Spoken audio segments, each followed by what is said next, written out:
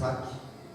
Som sagt har varit mitt universitet och skaffa en prenumeration som jag sa. Det hade jag i mitt papper jag skulle säga också. Nu blir det sagt 2 gånger så gör det gärna 2 gånger också. Och priset har i år bytt namn från Jan Nybergs stora pris till Jan Nybergs bibliotekets stora pris. Och vi har idag haft en insamling som kommer en jävla massa pengar. Det blir fest för styrelsen ikväll. Och det är roligt. Och det är också ett fantastiskt och stort ansvar som vi har fått när vi har fått ta emot Jan Nybergs boksamling och förvalta den och det biblioteket. Och vi har kommit en bit på vägen som sagt var, vi har invigt det och vi jobbar vidare på alla sätt med biblioteket. Och nu skulle jag vilja be Jan Nybergssällskapets ordförande Cecilia Cervin komma fram. Ja, det är ett stort ansvar du fått med biblioteket och skulle vilja att du också delar ut priset i år. Varsågod. Jag vill med största glädje dela ut priset till dig, Mikael. Och vad ska vi säga? Det här tappade den inte. Nej. Därför säger jag bara tack Mikael för allt vad du gör och välkommen hit till priset.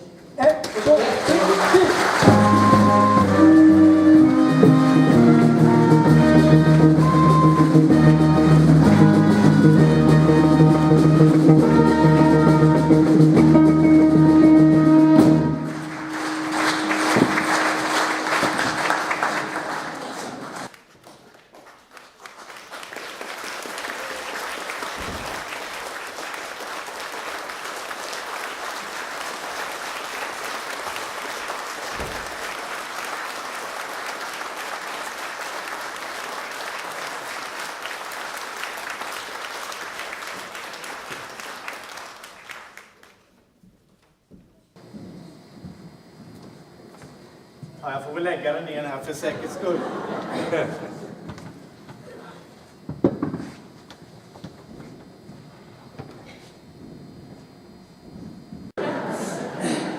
Jag blev lite tagen av talet här. Men i alla fall, jag vill tacka så hemskt mycket för priset. Tack. Och det här tacket avser inte bara min egen utmärkelse utan också priset som sådant. Det är ju inte bara en glädje för mig utan och andra utvalda. Det är också en uppmuntran för de kollektiv vi har av politiskt aktiva människor som vi har runt omkring oss. I förra veckan så får jag genom Stockholm i kortege. Det hade ingenting med Leninpriset att göra. Jag följde med strejkande taxichaufförer som tog sig med sina bilar i karavan från Bromma till bolagskontoren, landstingshuset och Rosenbad. Och det gick inte fort. Först efter 3 timmar så var vi inne i city. Klasskampen tar sin tid och utvecklingen är nog inte riktigt så rätlinjig som vi föreställde oss den för 40 år sedan. Vårvintern 1970 så tog jag och en kompis nattåget från Stockholm till Malmberget. Vi skulle göra ett specialarbete i skolan om LKAB-strejken. 4500 arbetare hade satt sig i protest, men nu rörde sig gruvan på nytt efter 58 dagar i stillhet. En äldre gruvarbetare berättar för oss om villkoret för gruvarbetarna. Det är bara materia i förgrunden, sa han. Oavsett hur mycket liv det kostar tänker arbetsgivaren aldrig på människan. På kvällen var vi på studiemöte hos Gällivare Malmbergets FNL-grupp. Det var hemma hos Harry Isaksson, en av strejkledarna. På dagordningen så stod Lenins 5 punkter om imperialism. Vi läste ju Lenin i Vietnamrörelsen.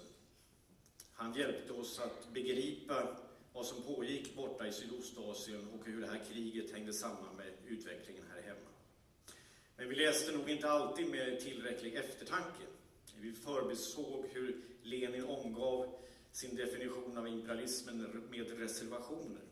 Hur han framhöll att det handlade om en företeelse i full utveckling, en kapitalism i fortsatt förändring. Det var lätt att fastna i det schema över historiens gång som kallades marxism i katedrarna i öst och i väst.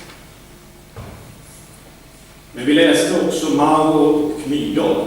Då var den här räta linjen genom historien plötsligt inte lika tvingande längre. Framtiden låg öppen, klasskampen skulle avgöra. Vi såg det här som ett löfte. Vi tänkte nog inte så noga på att utgången kunde bli ett nederlag. Min mor, Mikael Nybergs, gjorde en oljemålning där 3 män i karriären stormade fram över duken. Det finns på omslaget till kapitalet.se den här bilden. Happy Boys kallar de här 3 männen. Och det här var 1974, bara 4 år efter LKAB-strejken. Jag tyckte att det här gav en onödigt dyster bild av samhällsutvecklingen. Men 1992, när vi öppnade en minnesutställning med hennes verk på Kulturhuset i Stockholm, så var det någon som tittade på den här målningen och utbrast: men titta, där är ju Carl Bildt! Mamma hade inte målat Carl Bildt, hon målade typer. Och 1974 så var ju Bildt en ganska okänd ung politiker. Han hade precis avslutat sina universitetsstudier i förtid för att börja sin politiska karriär. Men 18 år senare så hade Sverige försett sig med en statsminister som var just på pricken lik den här typen som min mamma hade målat. Vi lever idag i ett historiskt bakslag. Den kapitalägande klassen, the happy boys, segrar sig ner i ekonomisk depression, social sönderfall och nya kolonialkrig. Kapital ackumuleras i överflöd i ena änden, missriktad vrede vid den andra. Efter de senaste blodigheterna nere på kontinenten fick jag ett mejl från en vän i Bryssel. Han heter Anas. Han bor i Molenbeek, ni vet det här numera världsberömda terroristnästet. Han är från Marocko och han är städare i ett av EU-palatsen. De hade just avslutat morgonens pass när en av bomberna briserade. Han var 100 meter från den här aktuella tunnelbanestationen. Och flera av hans arbetskamrater stod och väntade på sina tåg. De klarade sig allihopa, men han är, som han skriver, mycket ledsen och mycket arg. De är dubbla offer. De riskerar att bli dödade som alla andra, och var de än rör sig på stan så glor alla andra på dem som om de vore terrorister. Och den senaste nyheten från Bryssel kommer inte att göra saken bättre. Det meddelas att en av de här självmordsbombarna vid flygplatsen var städare i EU-parlamentet 2 somrar för några år sedan. Jag träffade några av städarna i Bryssel i höstas. 2 av dem var från Marocko, en från Tunisien och en från Sicilien. De var inte anställda av EU-organen utan upphandlade efter lägsta pris som det nu är brukligt. För varje ny upphandling så blir arbetsvillkoren sämre. Förr skulle en städare klara 2 våningar med 65 rum på 3 timmar. Nu är betinget 3 våningar med 140 rum på samma tid. Vi blir som maskiner, förklarade städarna. Vi ska producera mer och mer och mer. Men den här maskinen är inte som andra maskiner. Den går inte att reparera när den går sönder. När du inte klarar jobbet längre så åker du ut. Till arbetsbelastningen kommer en börda av annat slag. Det är förakt och den misstro de dagligen ska uthärda. De jobbar 2 pass om dagen, 3 timmar tidigt på morgonen, ytterligare några timmar på kvällen. De har krävt städning på kontorstid, men EU-politikerna och tjänstemännen vill inte veta av dem. Arbetskraften behöver dem, men människorna som tillhandahåller den ska vara osynliga. En städerska berättar vad som kan hända när de tar hissen ner efter avslutad pass. Hissen stannar på en våning, dörrarna öppnas och där står ett par EU-parlamentariker. Då får de kliva ur hissen för e-platsen. Förr fick städarna som alla andra funktionärer i de här EU-byggnaderna parkera sina bilar i garaget i källaren. Det får de inte längre. Det skylls med säkerhet. I de nya kolonialkrigens epok är varje städare från Nordafrika en potentiell fiende. Så här ser hotbilden ut, jag citerar. I krig tar sig utlänningar hit våldsamt och öppet. I fred är deras ankomst mindre dramatisk och deras närvaro mindre påträngande, men verkningarna kan vara lika långtgående. Orden kunde komma från Nationella fronten i Frankrike eller Pegida i Tyskland, men författaren är en av EUs främsta utrikespolitiska strateger. Han heter Robert Cooper. Det är ingen allmän främlingsfientlighet eller vithetsnorm som styr. Bryssel är fullt av migranter, men de är av två sorter. Somliga tillhör den resande EU-cirkusen. Andra städar, lagar maten och bygger husen. Föraktet, misstron och undantagsbestämmelserna drabbar bara den ena gruppen. Kamal, en av städarna, berättade om sin namnbricka. De har ju namnbrickor när man går omkring i de här EU-byggnaderna. Framsidan är blå och försedd med städbolagets logga. Den signalerar att han tillhör tjänstefolket. Men baksidan är vit. Den går inte att skilja från ämbetsmännens namnbrickor. Har jag den blå sidan utåt så ser de ner på mig, säger han. Men vänder jag brickan så att den vita sidan kommer ut så tar ingen notis om mig. Då är jag en av dem. Det är en rasism som överskrider hudfärgen, säger han. En rasism fixerad i yrket. Fientligheten som städarna i EU-palatsen i Bryssel möter är mättad av klasshat och imperialistisk ideologi. Den är funktionell, lönsam och produktiv.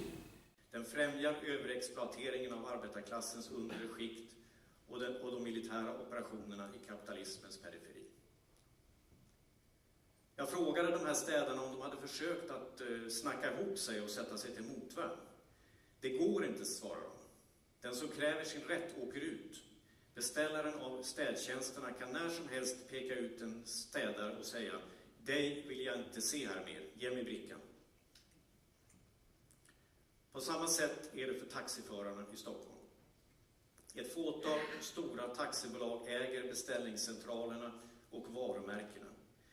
De kan när de vill kalla upp en förare på kontoret, klippa hans kort och beröva honom försörjning. Ändå strejkar chaufförerna. Ändå far de i karavan genom Stockholm. Det handlar inte i första hand om individuellt mod utan om kollektivets möjligheter. Var och en har de inget att sätta emot. Var och en får de fortsätta att köra 11-12 timmar om dagen, 6 dagar i veckan. Men tillsammans i kortege genom Stockholm så är det en annan sak. Vi kommer ingen vart utan kollektiven som omger oss. Och det gäller både städare, taxichaufförer och Leninpristagare. Tack!